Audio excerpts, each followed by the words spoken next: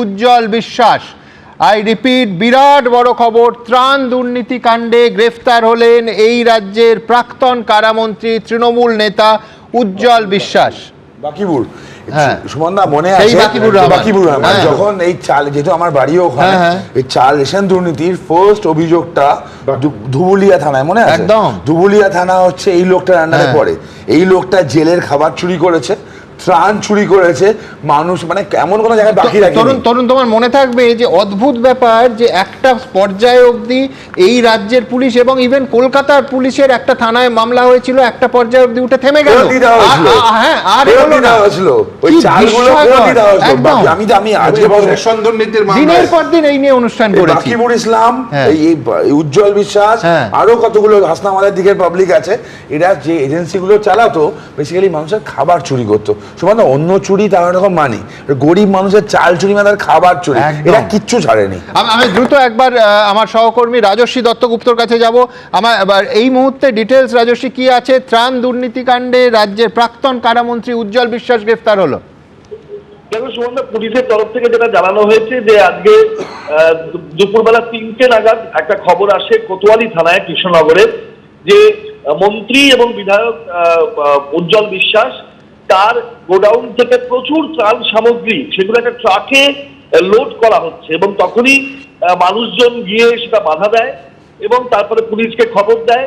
তার একবার আমি থামাচ্ছি, মানে তুমি বলছো কট রেড হ্যান্ডেড, মানে যখন ত্রাণ পাচার হচ্ছে তখন মানুষ ধরেছেন, মানে কারামন্ত্রী এখন কারাগারে, এ তো বুঝতে পারলাম, কিন্তু সেইটা ধরা পড়েছেন যখন ত্রাণ পাচার হচ্ছিল, কার্যত ত্রাণ চুরি হচ্ছিল বলে সাধারণ মানুষের অভিযোগ।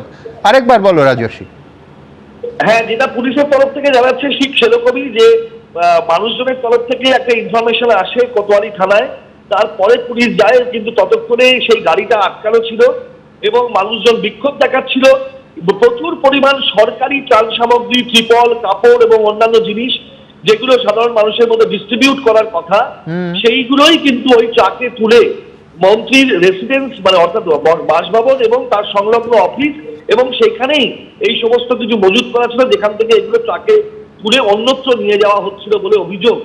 এবং একটা লিখিত অভিযোগ হয়, তারপরে মন্ত্রীকে সেখান থেকে আটক করে থানায় নিয়ে এসে জিজ্ঞাসাবাদের পর তাকে গ্রেপ্তার করা হয়েছে। শুধু তাই নয়, পুলিশ যাওয়ার আগে মন্ত্রীকে ঘিরে ধরে ব্যাপক বিক্ষোভ হয় এবং বস্তা খুলে খুলে ত্রাণ সামগ্রী মানুষজন বের করে আনেন, এবং দেখানো হয় যে, দেখা যায় যে সরকারি লোগো দেওয়া সেই ত্রিপল এবং কাপড় এবং অন্যান্য ত্রাণ সামগ্রীগুলো মজুত করা ছিল, যেগুলো অনেকটাই ট্রাকে তুলে ফেলা হয়েছিল।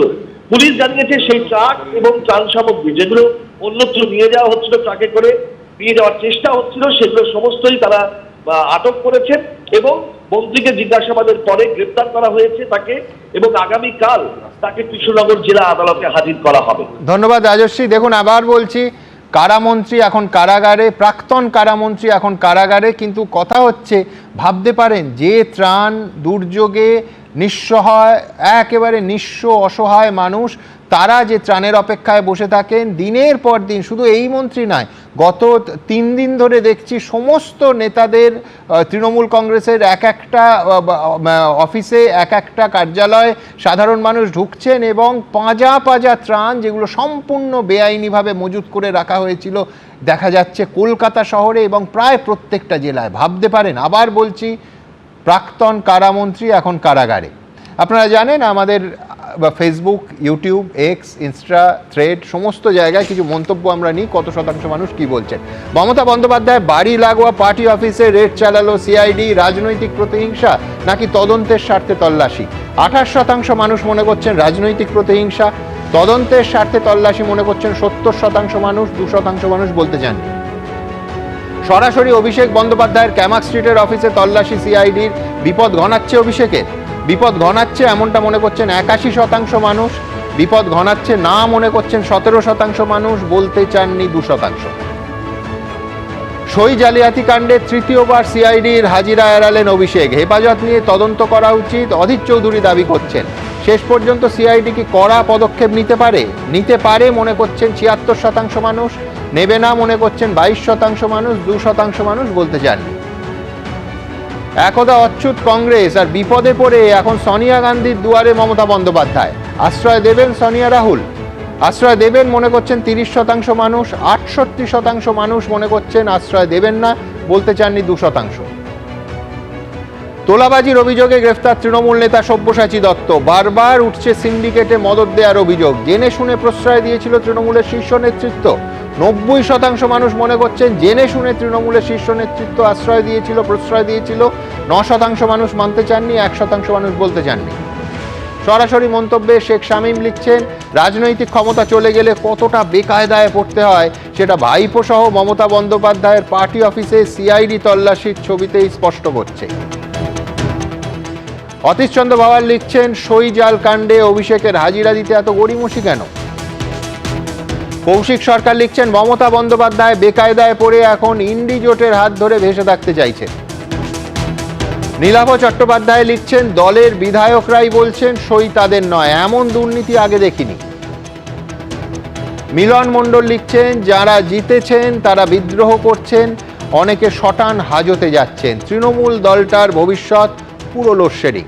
কিন্তু আমি এখান থেকে সরাসরি আরেকবার এই মুহূর্তে সব থেকে বড় খবর আপনাদের বলবো, প্রাক্তন কারামন্ত্রী নিজেই চলে গেলেন কারাগারে, ত্রাণ দুর্নীতির অভিযোগ। আর এখান থেকে আপনাদের সামনে রাখবো যে লোকসভাতেও আড়াআড়ি ভেঙে গেছে তৃণমূল, এমনকি শীর্ষ নেতৃত্বের বিরুদ্ধে একের পর এক বিদ্রোহী তৃণমূল সাংসদরা মুখ খুলছেন। আমার মনে হচ্ছে দিদি আর দলটা চাইছে না। উনি এই মুহূর্তে যা যা স্টেপ নেওয়া উচিত নিল না, যা যা স্টেপ করা উচিত ছিল করলো না। আর আমি মানে ওই জায়গা থেকে দিদিকে আর ওটা মানছি না। এই যে পলায়ন শুরু হয়েছে ব্যাপক আকারে, তার মানে কি পার্টির আর কোনো স্ট্রাকচারই রইল না। পরিষদীয় দল আগেই ভেঙে খান খান, হাতছাড়া হচ্ছেন কিচেন ক্যাবিনেটের সদস্যরাও। গঙ্গা পারে তৃণমূলের যে ভাঙন শুরু হয়েছিল, যমুনা পারে তা আরো বড় আকার ধারণ করেছে।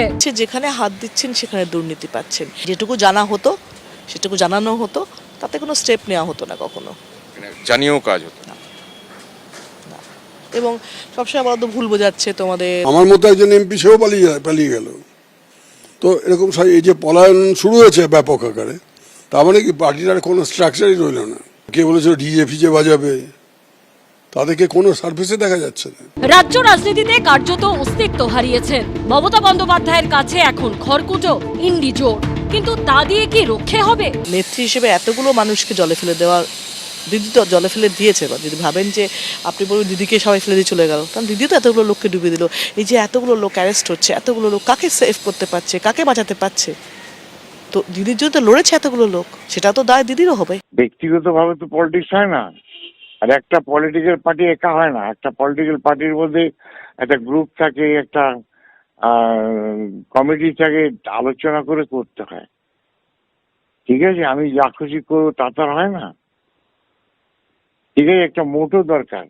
বাংলার নেত্রী মমতা বন্দ্যোপাধ্যায় দলটা তৈরি করেছে, বয়স হয়ে গেছে তো, ঠিক আছে, অতএব দলটা রেকটিফিকেশন না করলে দলটাকে টিকিয়ে রাখা যাবে না। মমতা বন্দ্যোপাধ্যায় থেকে অভিষেক বন্দ্যোপাধ্যায় দুজনেই বিদ্রোহীদের নিশানায়। যেটা ভুল বলছি সেটা হচ্ছে ওর লাইফস্টাইলটা। ও যেভাবে দলে যেভাবে ও জীবনযাত্রা তৈরি করেছে সেটা চোখে লাগার মতন, এবং তাতেই ওর মানে চলাফেরা বা যেরকম সিস্টেম, তাতেই কিন্তু ও হচ্ছে সবার কাছে অভিযোগের কারণ। দিদি মাটিতে বসে চা খায়, সেখানে অভিষেক হয়তো বা মানে মাটিতে বসে না। একদা তৃণমূলের শেষ কথা, এখন কি তাদের রাজনীতি শেষের মুখে? কৃষ্ণেন্দু অধিকারী, শিবাশিস মৌলিক ও বিজেন্দ্র সিংহের রিপোর্ট, এবিপি আনন্দ।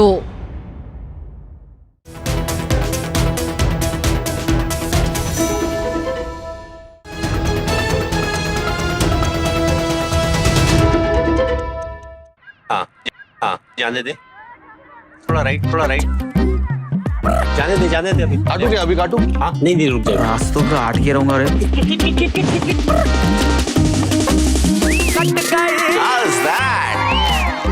बबलू स्कोर क्या हुआ यार? 550 नॉट आउट भैया। पतंगबाजी में भी क्या पकड़ है आपकी? गेम कोई भी हो, पकड़ मजबूत होनी चाहिए। सीमेंट से पकड़ बनाए मजबूत। SRMB 550D TMT बार। अब पतंग नहीं, हेलीकॉप्टर उड़ेगा। ফাটাফাটি, একেবারে খাঁটি।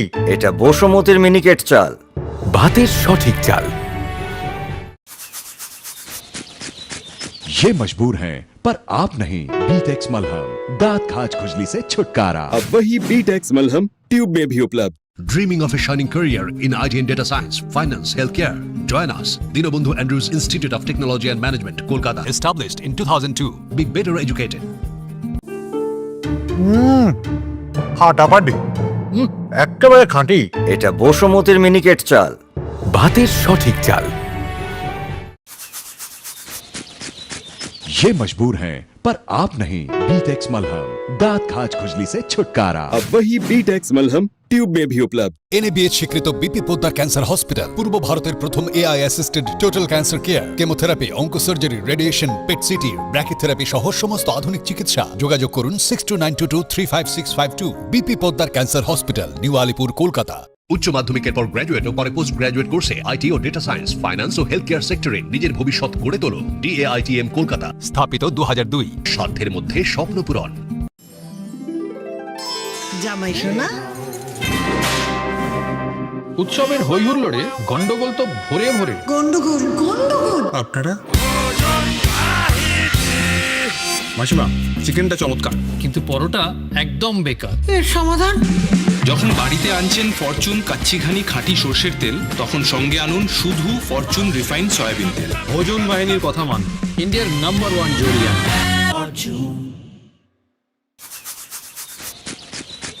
ये मजबूर हैं पर आप नहीं। बीटेक्स मलहम, दांत खाज खुजली से छुटकारा। अब वही बीटेक्स मलहम ट्यूब में भी उपलब्ध।